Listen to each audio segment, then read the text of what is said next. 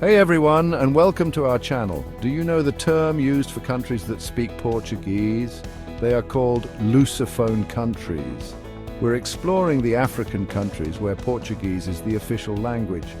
Lots of people think of the Lion King when they think of African languages. Hakuna Matata, right? But guess what? A piece of Europe landed in southern Africa a long time ago, and we're going to explore it. It's called Lusophone Africa, where Portuguese is the main language. Get ready for amazing stories, cool cultures, and maybe even learn some Portuguese words. Let's go.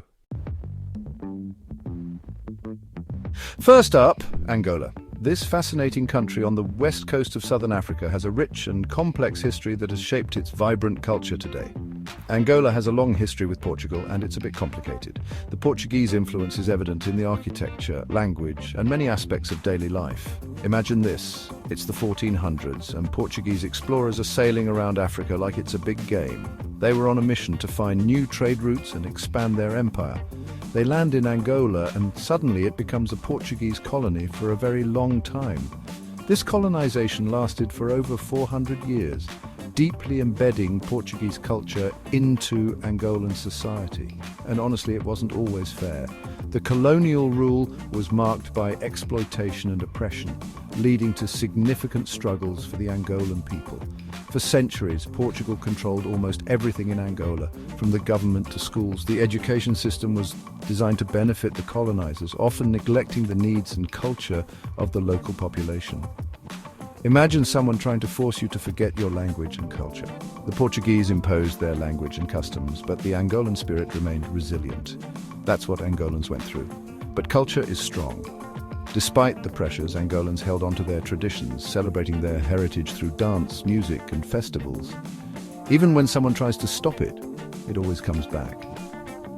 The resilience of Angolan culture is evident in its vibrant street performances and traditional music. That's what happened in Angola. After gaining independence in 1975, Angola began to reclaim and celebrate its cultural identity. Today, Portuguese is the official language, but you'll hear many other languages too, like Kimbundu, Umbundu, and Kikongo. These languages are a testament to the country's rich cultural tapestry. It's a mix of languages, like adding hot sauce to a sweet treat, different but really good. This linguistic diversity adds a unique flavor to Angolan society. The result? A mix of African and Portuguese cultures. This fusion is evident in various aspects of life, from festivals to everyday interactions. You hear it in the music like semba and kizomba. These genres blend traditional African rhythms with Portuguese influences, creating a unique sound. You taste it in the food like spicy chicken muamba or kalulu stew. Angolan cuisine is a delicious blend of local ingredients and Portuguese culinary techniques. Angola shows us that culture is always changing and finding new ways to show itself. From art to festivals, the dynamic blend of influences continues to evolve, making Angola a true cultural hub. Next, Cape Verde. This archipelago, located off the northwest coast of Africa, is a hidden gem waiting to be discovered. If Angola is a simmering pot of culture, Cape Verde is a beach party. Imagine a place where the sun kisses the ocean and the rhythm of the waves matches the beat of the music. These islands off the coast of West Africa are known for their chill vibes, beautiful beaches, and awesome music. The scenery is breathtaking, with golden sands and turquoise waters that invite you to relax and unwind. But let's talk about the language. The way people communicate here is as vibrant and unique as the islands themselves. People in Cape Verde speak a type of Portuguese called Creole or Crioulo. It's a fascinating blend that reflects the island's rich history and diverse influences. It's like Portuguese went on vacation, got a tan, and learned some new slang. The result is a language that's both familiar and refreshingly different. Imagine Portuguese sailors arriving on these islands centuries ago, trying to talk to the locals. They brought their language, but it didn't stay the same for long. They mixed their words, the locals mix in theirs, and boom, a new vibrant language is born. One that tells the story of cultural exchange and adaptation. A new language is born. This linguistic evolution is a testament to the resilience and creativity of the Cape Verdean people. Cape Verdean Creole, or Crioulo, is a mix of Portuguese, West African languages, and even some Spanish and French. It's a living, breathing example of how languages can evolve and adapt. It's a language that shows the island's history as a place where different cultures met. Each word and phrase carries a piece of the past, a story of connection and change. And just like the language, Cape Verdean music is a mix of styles. It's a rich tapestry of sounds that reflects the island's diverse cultural heritage. From the slow, soulful morna to the upbeat funana, the music here is as varied as it is captivating. Cape Verdean music makes you want to dance. It's impossible to resist the infectious rhythms and melodies that fill the air. Cape Verde shows us that beautiful things happen when cultures mix. The islands are a living example of how diversity can create something truly special. Portuguese is the base, but Criollo is the heart and soul. It's the language of the people, the music and the spirit of Cape Verde.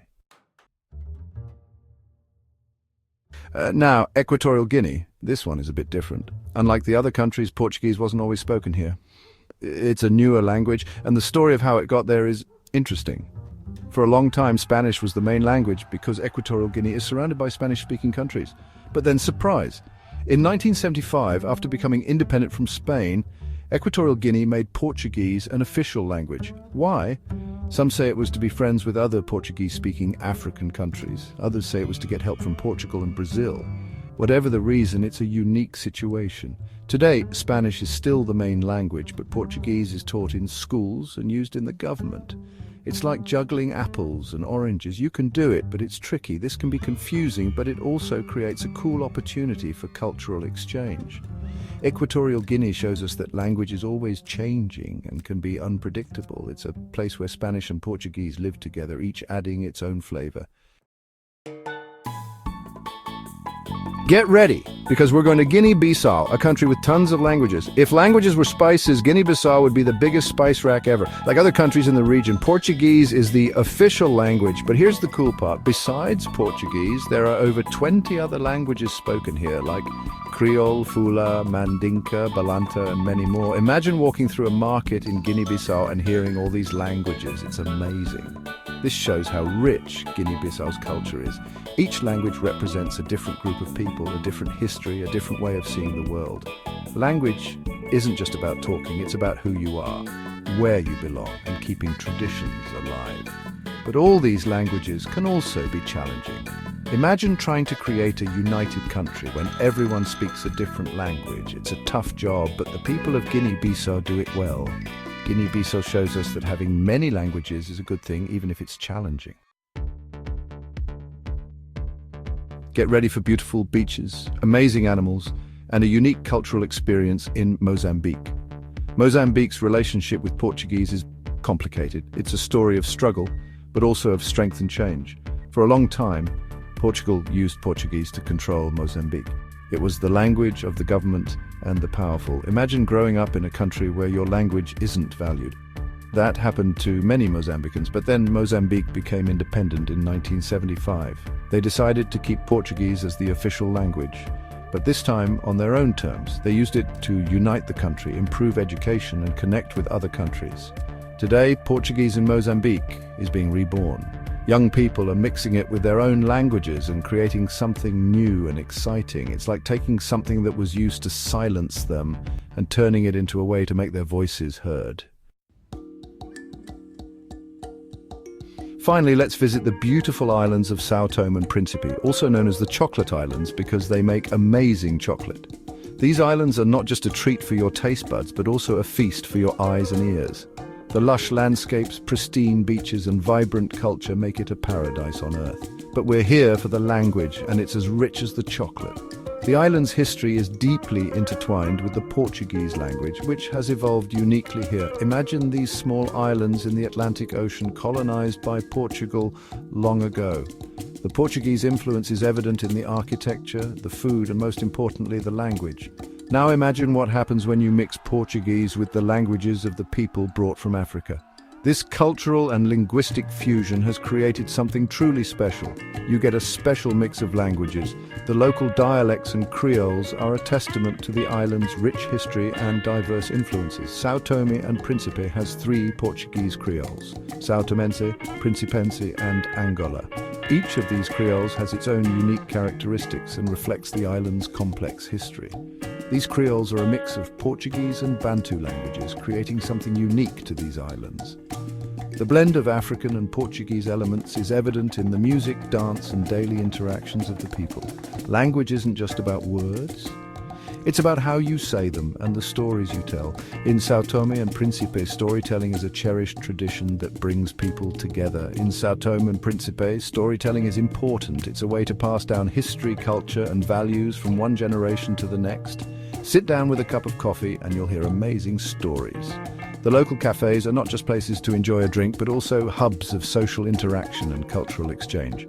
These islands show us that language is always changing. It evolves with the people who speak it, reflecting their experiences and history. It reflects history, culture, and the people who speak it. The festivals, landmarks, and daily life scenes all tell a story of a rich and diverse heritage. So, next time you hear Portuguese with a different accent, listen closely. You might be hearing a piece of history, a blend of cultures, and a unique linguistic evolution. You might hear an amazing story.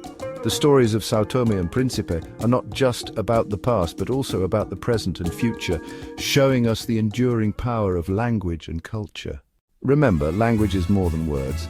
It's a way to understand different cultures and histories, so keep exploring and learning. Maybe you'll learn a new language too. We've only begun exploring Lusophone Africa, but we hope you want to learn more.